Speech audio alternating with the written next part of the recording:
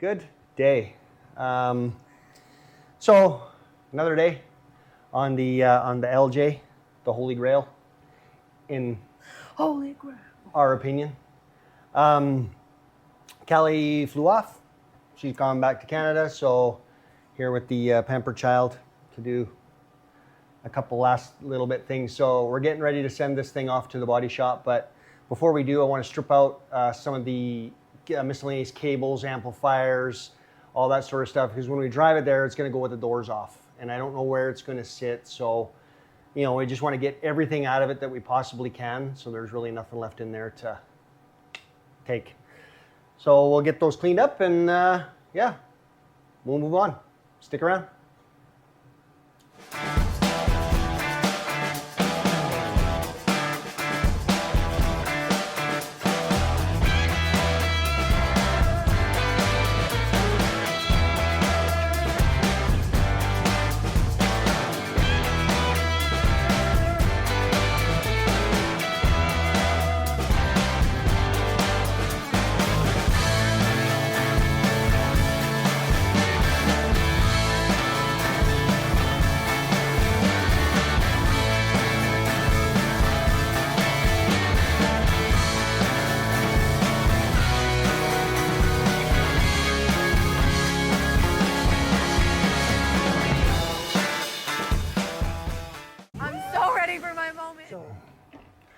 Okay, so amplifier, I think there's one under that seat too. We can just slide that seat forward. What I'm going to do first is I'll go disconnect the battery. If you want to round up a star Phillips screwdriver and a pair of cable cutters. I can do that.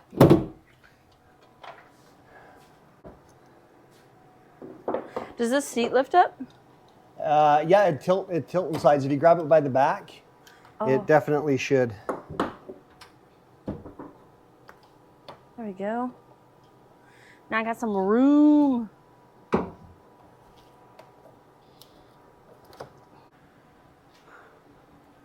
Okay, battery's disconnected. So, yeah. And what do you want me to do? You're gonna do that side. As soon as I get this one unscrewed. Is there, when Callie took that apart, did she rip the screw out? Yeah, she did. Yeah, it's free. Oh, this one just broke. It's all rusted. Free as a bird. I bet water gets up under here, hey? Yeah. Okay, so on the, you should have some 3 terminal screws. No dice, Dad. It just is a plug. Oh, well then just unplug it. There you go. Handled. That was a hard day's work. That was a hard day's work. I would take a break if I were you. Yeah, I think I'm gonna go have a snack because that was pretty laborious. That deserves lunch. Why do I always get the hard side? Oh, there we go. I should have picked that side. Yeah. I have a lot to do over here, so. Okay, so these can go get put away.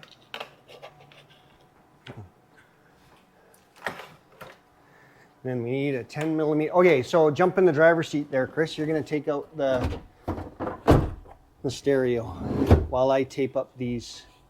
Because I just don't know where these go. Well, this one goes right here, and it's cut. There's definitely going to be some rewiring going on. Okay, so to get into here, if you watched the first video that we did, there's 2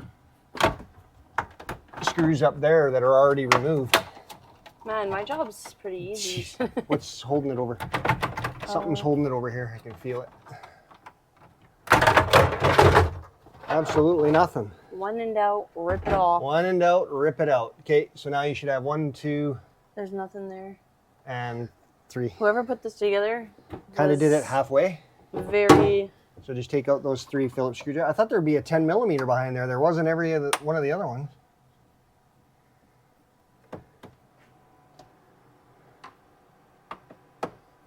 It's like on my bike, it's missing like so many. Okay, you got all those? Yep. Okay, so these we'll get a little baggie for all these. Okay, pull the radio out. Now there should just be some harness connections and some RCAs. We're gonna have to. Messy situation here, Dad. Yeah, we're gonna have to redo all of that after. There you go. Okay. What are all these? Well, this is what we're trying to discover. So. Adjustable line output converter. Oh yeah. So I think what they did was they used the speaker out to go to the amplifier. So what this does is allows you to adjust the line voltage. Yep, that's exactly what it is. I didn't keep track of which ones I unplugged. Just oh, there we go. It's these two. There's a whole bunch of situation here. Well, we got RCA cables plugged into RCA cables, and I don't know what for. There's another one over here. That's cut. Oh, they cut a piece of wire to use as a cable tie. Safety first. Safety first. Okay, so we can stuff all that in there. Okay, now we'll put this. Let's put the. Actually, I don't need a baggie. Let's just put the screws back in the into dash. hole. There's one that's different. I assume you know where it went. Or not. I'm gonna say the top because the two bottom are the same. Except for when it doesn't apply. Okay, so that should just clip. It clips down here first. It should anyway. See, if you follow the tabs, there's a tab here, and Tab there's here, corresponding tab there. holes. And then here is a clip, and this clip's missing. I see where that clip goes right there. Yeah. The clip isn't missing. It's in. Oh, it's here. it's in that. So pull it out. Can you grab it? No. The camera. That will. Yep. Or not. That makes sense why it didn't come out. That makes sense why it didn't come out. Because it is down in there. That could have been close to. That could have been. I could have killed you. Could have killed me with We're that. going to the hospital. That would suck. Now I don't have the screws for here, so once we get it back from the body shop, we'll have to Find some screws. find some screws. Oh! I found a pen. And it's the 4-color one. Look at that. What an investment in this Jeep. That is definitely in the top drawer toolbox. Worth it. Don't you just love those surprises? Well, the other thing we got to do is that. Oh, the keys broke off in there. Yeah. That kind of sucks. How are we going to get it out? While we're digging into this Jeep, one of the things that came, and this is kind of a supplemental for Copart. I've never bought off that auction site before. It was kind of a new thing for me, and I think for us.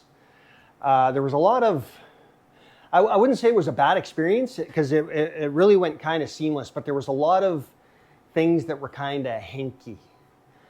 Number one, they do have the fees listed on the website, and there is a lot of fees. Over and above the cost of this particular Jeep, I think it was about 25%. So neither here nor there. You're going to have to pay those anyways. But the other thing it said was it came with the key. It says keys provided. Yes. Fantastic. And in the pictures, it had the Jeep was actually idling. So, one would logically assume that it has keys. Well, when the tow truck driver came and dropped it off, because I paid the delivery fee, because that's a whole nother thing. You can't drive off of their lot. You actually have to tow the vehicle off of their lot, and then if it runs and drives, you can drive it from there. But considering the situation that this thing's in, we decided to just pay the towing fee. And the tow truck driver calls me numerous times and says, hey, I know this thing said it comes with keys. He said, but the keys broke off in the ignition and I can't get it started. So I was a little befuddled, to say the least. Yeah. And anyway, long story short, we can start it with a flathead screwdriver. So if you don't have a flathead screwdriver, that's an anti-theft device. Yeah. Yeah. So now what I've got is, when I phoned Copart to find out what the deal was with the keys, they literally said with a straight face, I'm not kidding, yes, the intake forms, it says, does it have keys? You have to answer yes, because technically it does have a key. It's just In the broken ignition. off in the ignition. So anyway, I got to try and get that out. I've ordered a new cylinder with a key. That'll be here in a couple of days. But in the meantime, I think we're just going to try and get that key out. Maybe just mess around with it for a little bit and see. If I'm going to take it to the body shop and the door is going to be off it, we probably don't want that in there. So we're going to mess around here for a minute, and we'll see if we can make this work. All right. So in true to fashion, the camera overheated and turned off, but not a big deal, because I'm about to overheat and turn off. So there's the key broken off in the cylinder. I actually just popped the cylinder out. These are super easy to do. In the steering column, when these are in, as long as you have the key, you turn it to the on position, and then this little release tab will push, and you just do it with a flathead screwdriver. You just push it up, and then it just pops out, and then you can turn the key off and on and everything else. So what I'm trying to do now is just bang it on the floor and seeing if I can get this to come out.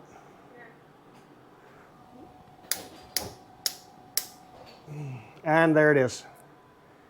Got it out. So they say to try it and get a locksmith, but this is probably the easiest thing to do. So I actually have both halves of the key now, but not that it's going to help me. So we'll just leave this. I'll get the new cylinder in a couple of days. We'll pop it in, and then we are good to go. All right, so we've just been monkeying around here for a little bit because it's pouring rain outside, so really not a whole bunch else to do. I know I said I was going to pull a cylinder out and put a new one in and all that sort of stuff, but I pulled the key out of the lock, and I have the other half that we found in the Jeep when we cleaned it up. Yep. And Tanya said, well, give me that. So she ran over to the local Ace hardware store. Ace is the place. Ace is the place. And using the broken key, they cut a new key. And it works. Sure enough, it works like a dandy. So that really helps us, because now I don't have to rekey the doors. So cost saved. It's a wonderful day to be alive. Yes, it's all good. So I'm going to go throw this in. Kristen's going to check some of the fluids, because tomorrow is D-Day. D-Day.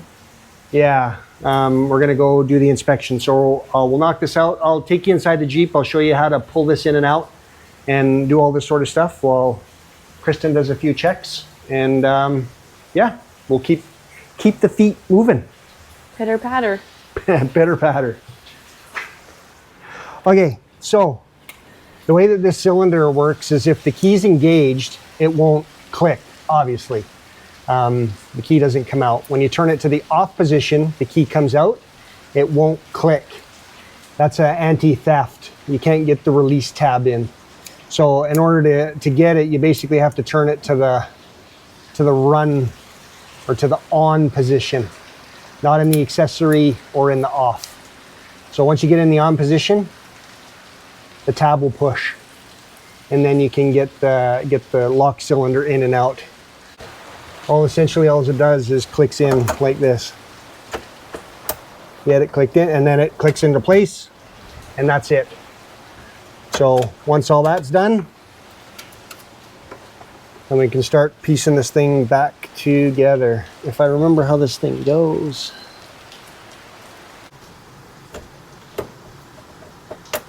There we go. All right, so that just clicks on, and then we can put the cover back on.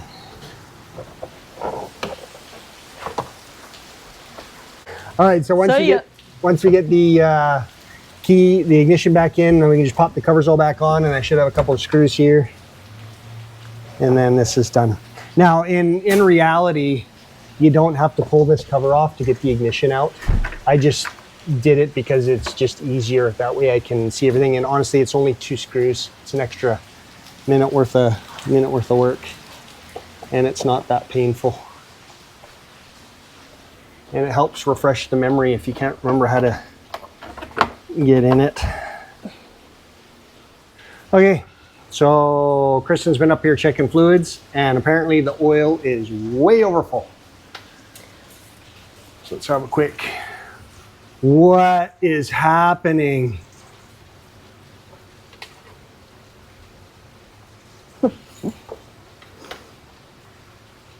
I did it 3 times, Dad. Oh no, it's okay. It's just up the dipstick tube.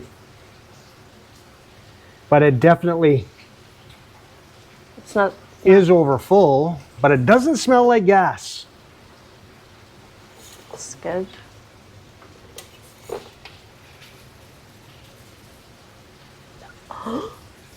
Doesn't taste like gas either. I don't know why it's reading so full. Can't believe you just licked the dipstick. Sometimes you gotta taste it to see what's in there. No, I'm pretty sure that's not. Yeah, see, so Yeah, it's pretty overfull. it's about half a quart over full. So I mean, for what we're gonna do, it's not the end of the world. Let's hook the battery back up now that we disconnected all that electrical in there. Safety first. See if we can burn stuff down. Okay, you want to go? Start Hey, it the signal up? light's on. Yeah, you want to go start it up? Actually, it looks like the hazards are on. It is. I accidentally turned them on yesterday and they couldn't figure out which was on or off. Yeah, go ahead, fire it up.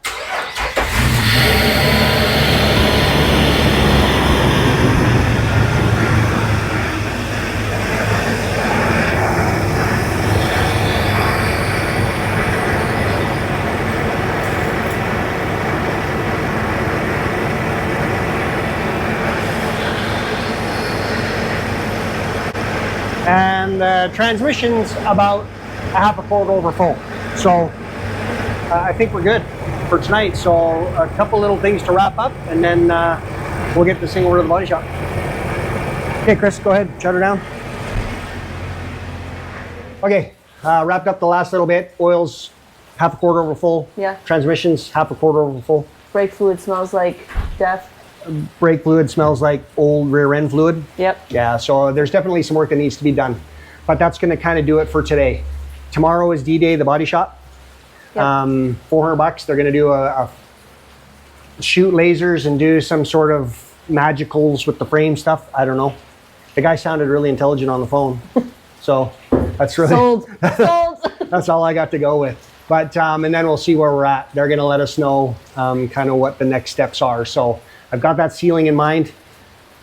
Telescoping ceiling, which is fine. Rare breed, we want to keep it. Yeah. So that's going to kind of do it for today. Thanks for coming, sticking, hanging out with us. Yep. Like, subscribe. It really helps us out. And if you enjoy the content, great. If not, hey, that's good too. Yeah. No judgment. No judgment. There's lots out there. Yeah. All right, Kristen's here for a few more days, so we're going to enjoy the rest of the time. And we'll keep you up to date on what happens with this bad boy. All right, thanks. See you on the next one.